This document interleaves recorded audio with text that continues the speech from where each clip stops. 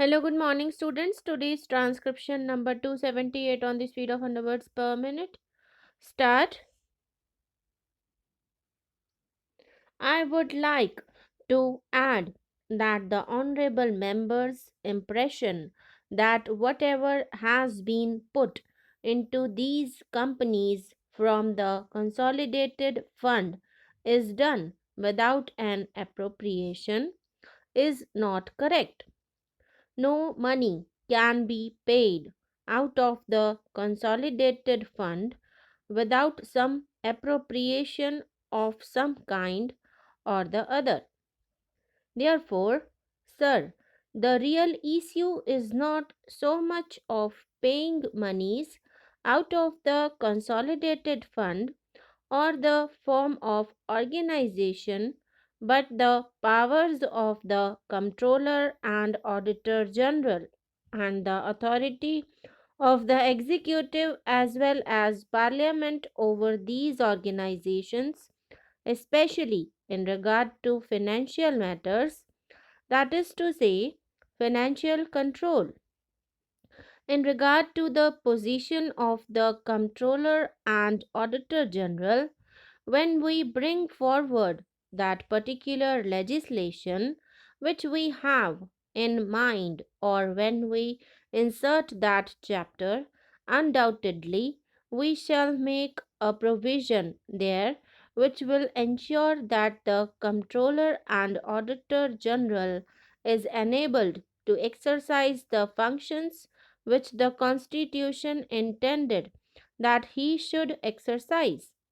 In the case of organizations which are owned entirely by government, of course, there is no question.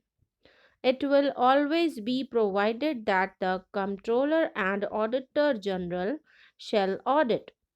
The doubts will arise in respect of companies or corporations, maybe in which government have only a share.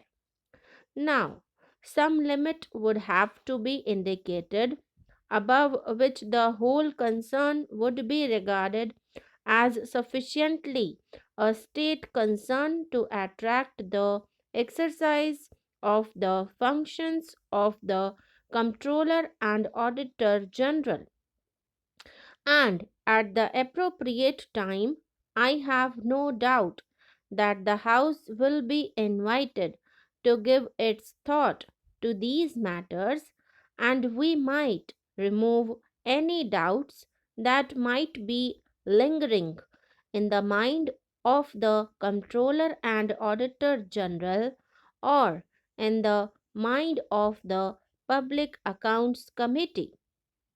Next, I come to the control of Parliament. The Honourable Member quoted something from the UK. As far as I can decipher, the Public Accounts Committee is never eliminated.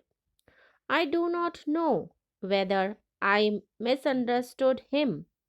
Anyway, I make the statement that all reports and accounts issued by the corporations are presented to Parliament and consequently are subject to scrutiny by the Public Accounts Committee. It is the Comptroller and Auditor General who does not always figure in these matters.